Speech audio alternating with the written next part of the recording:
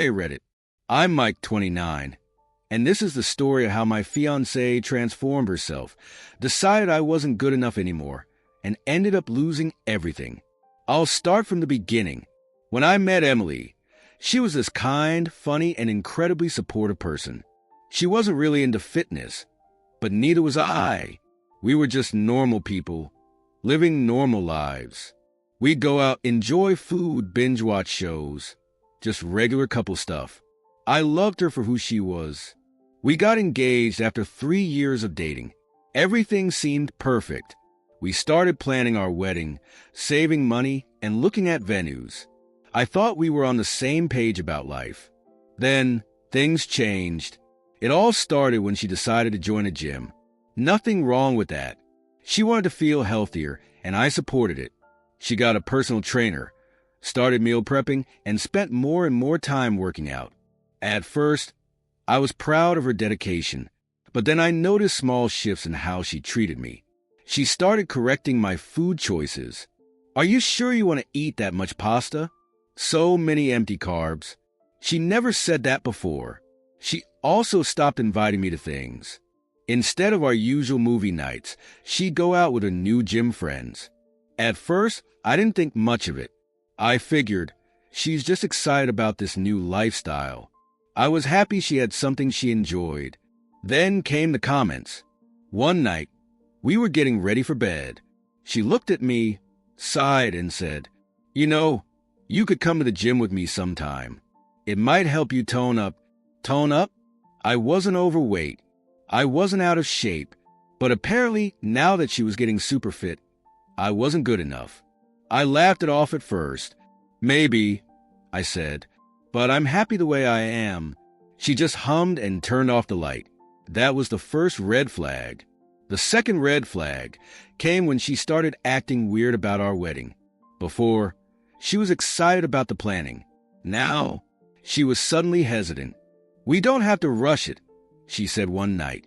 "Maybe we should wait a bit longer." Wait? We'd been engaged for a year already. "What's going on?" I asked. She bit her lip. "I just think maybe we should take some time to really work on ourselves before making that commitment." Work on ourselves? I stared at her. "Emily, what's this really about?" She hesitated, looked away. I've changed a lot, and I don't know if we're still compatible the way we used to be." My stomach dropped. She wasn't unsure about marriage. She was unsure about me. She didn't think I was on her level anymore. But here's the thing, I hadn't changed. I was still the same guy she fell in love with. The same guy who supported her, loved her, encouraged her. The only thing that changed? Her ego. Still, I didn't want to assume the worst. "Do you still love me?" I asked. She hesitated too long before answering. "I care about you, Jake." That's when I knew. She wasn't the same person anymore. The Emily I proposed to, she would have never treated me like this. So I made a decision. The next morning, I called my best friend Liam. "I think Emily wants to break up with me," I said. Liam sighed. "Man, I hate to say it, but we've all noticed how she treats you now. Like she's above you or something." "Yeah," I muttered. "I feel it too."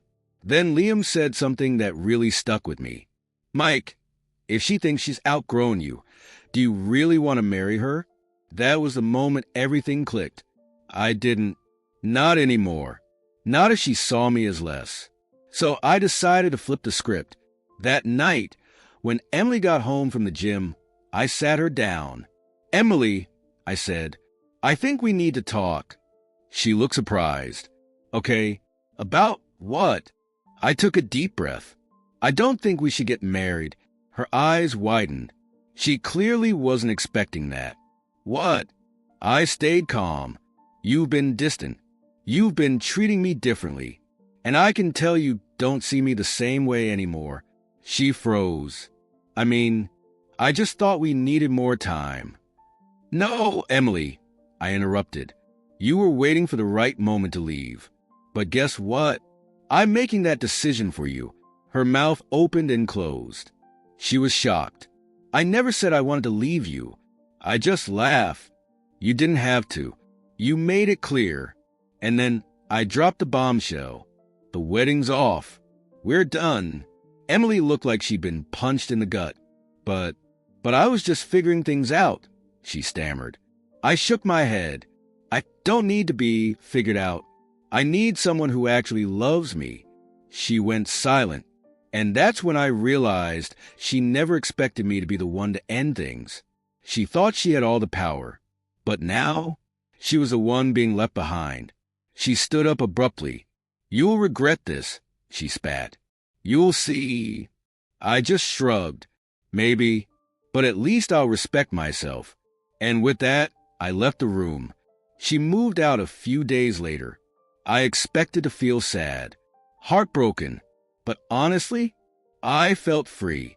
Little did I know she wasn't done yet, and what she did next, it would completely backfire on her. It had been 2 weeks since I called off the wedding.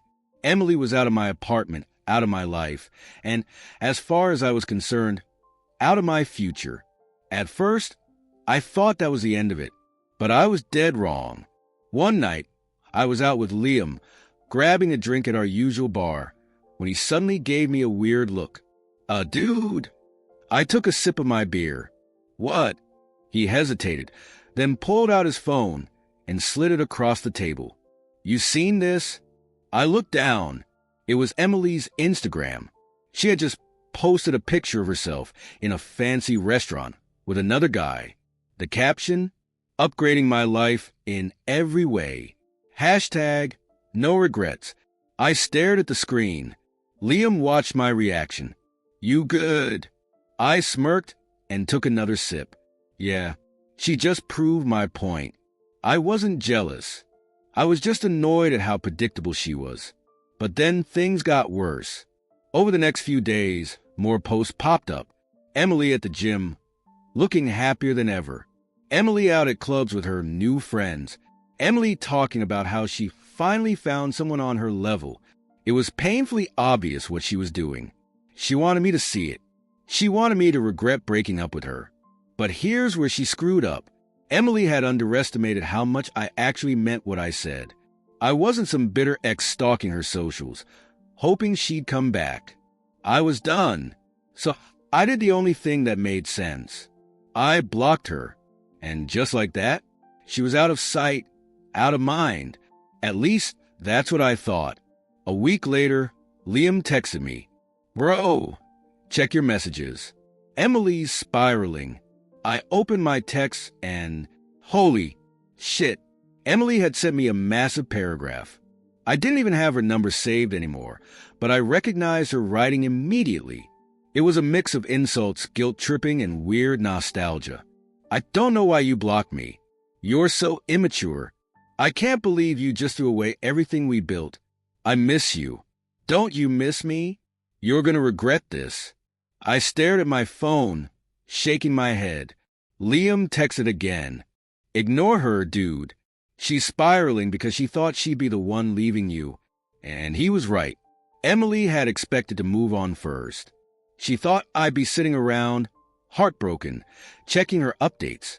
But when she realized I wasn't playing her game, she lost it. And that's when she made her next move. She showed up at my job. I was in the middle of my lunch break when one of my co-workers, Ryan, leaned over. Mike, there's a girl outside asking for you. I froze. Did she say her name? Ryan scratched his head. Yeah, Emily. Are you kidding me? I sighed, got up, and walked to the front. And there she was, standing there in her gym clothes, looking like she'd just come from a workout. She smiled when she saw me. Hey, Mike. I crossed my arms. What are you doing here? She tilted her head. Can't I just say hi? I laughed. Emily, we are not doing this. Her smile faltered. I just think we should talk. In person. Instead of ignoring me like a child. I shook my head. There's nothing to talk about. She stepped closer. Mike, I know I made mistakes, but I was just figuring things out. I didn't mean to push you away. I snorted. You literally called me an insecure loser in your text. That doesn't exactly scream figuring things out. Her face twitched. That was just, ugh. I was upset, okay? But I didn't mean it. I stayed silent. She sighed. Look, I miss you. I miss us. And I know I hurt you, but we can work through it. And that's when I saw it. That flicker of desperation in her eyes. She wasn't here because she loved me. She was here because her new upgraded life wasn't working out. Her gym friends? Probably superficial as hell. Her new guy? Probably not as great as she thought. And now, she realized she threw away someone who actually cared. But that was her mistake to live with. I stepped back. Emily, I appreciate the apology, but I don't think you actually miss me. I think you miss having someone who gave a shit. Her mouth fell open. I kept going. And honestly, you made your choice. Now you have to live with it. Her face turned red. So that's it? You're just done. I nodded. She exhaled sharply. You're making a huge mistake, Mike. I just smiled. No, you did. And then I walked back inside. I didn't turn around. I didn't check my phone. I just went back to my damn life. And that was the best decision I ever made. Because a few months later, karma came knocking on Emily's door. And what happened next, even I didn't see it coming. I was completely done with Emily. But apparently, she wasn't done with me. A few weeks after she showed up at my job, I got a call from an unknown number. I usually ignore those, but something told me to pick up. Hello. There was silence for a second. Then, a familiar voice. Mike, it's Emily. I almost hung up right there. Instead, I sighed. What do you want? I need to talk to you. I ran a hand through my hair. Emily, there's nothing left to say. Please, she whispered. She sounded off. Not angry. Not manipulative. Just tired. Against my better judgment, I said, Fine. 1 coffee. That's it. We met at a quiet cafe the next day. Emily looked different. Not in the glowing, thriving, gym queen way she had been flaunting on Instagram. She looked exhausted. Thanks for coming, she said, stirring her coffee. I leaned back in my chair. Talk. She hesitated. Then she sighed and dropped the act. My life is a mess, Mike. I raised an eyebrow. Oh. She let out a bitter laugh. Yeah, that guy I was seeing, the upgrade. Turns out he was a piece of shit. He cheated on me with one of my gym friends. I didn't even try to hide my smirk. She saw it and rolled her eyes. Yeah, I know. Karma, right? I sipped my coffee, saying nothing. She kept going. And those amazing gym friends, they don't actually care about me. They just wanted someone to validate them. The moment I stopped being part of their little clique, they dropped me. I nodded. Sounds rough. She looked at me then. But that's not why I called you. I leaned in slightly. Then why did you? She hesitated. Then, in a quiet voice, she said, I miss you. I exhaled sharply. There it was. The real reason.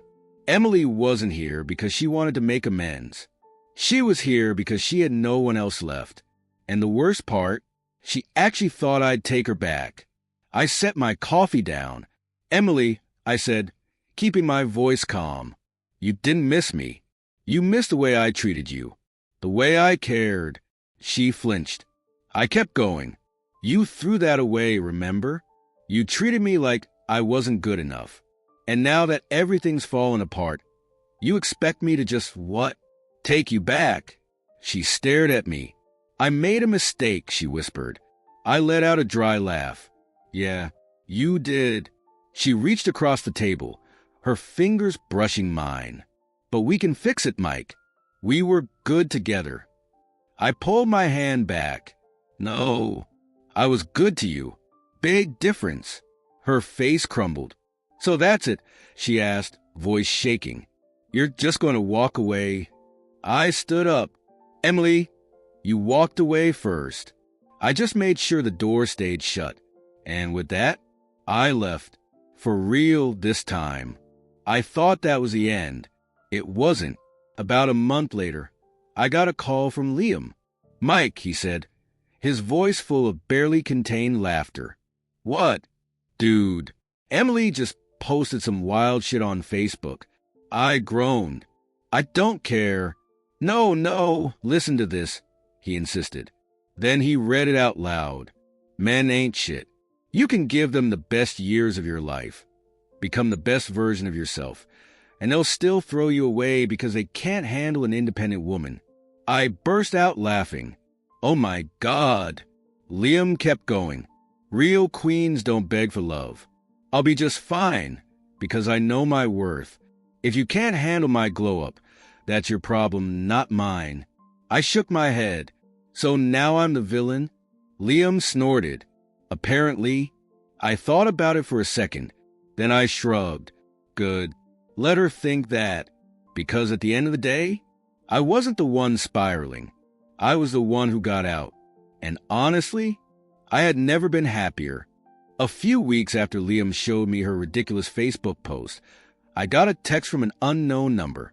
At this point, I knew it had to be Emily. I opened it. "You are a heartless, insecure piece of shit. You will regret this when you realize no one will ever love you like I did." I laughed out loud. The audacity of this woman. I ignored it, blocked the number, thought that was the end of it. It wasn't. A few nights later, I got a call from Liam. "Dude," he said, barely holding in his laughter. "Now what?" "Emily's at a bar, crying to random people about you." I groaned. "How do you even know this?" "Because," he said, "one of my co-workers is there. He just texted me saying some girl named Emily is wasted and ranting about her ex-fiancé who abandoned her." I face-bombed. This was getting pathetic. But then Liam said something that actually made me pause. "Oh, and apparently, she's trying to get back with her gym guy. You know, the upgrade." I snorted. "Wait, the same guy who cheated on her?" "Yup." I shook my head. Emily was grasping at straws, desperate to prove she could win after everything. And I was done playing her game. So I did nothing. Let her embarrass herself. And boy, did she. The next day, Liam sent me screenshots from her Instagram. She had posted a long-ass rant about how people show their true colors when you're at your lowest, and how she deserved better than weak men who can't handle a strong woman. I rolled my eyes. The projection was insane. But the best part? The comments were roasting her. "Girl, weren't you the one who ditched your fiancé because you thought you were too good for him? Wait, so you left him, but now you're mad he moved on? LMAO. Maybe the problem isn't men. Maybe it's you." It was glorious. She tried arguing with people in the comments, tried playing the victim, but no one was buying it. And then her final meltdown happened. She went full nuclear and posted a TikTok.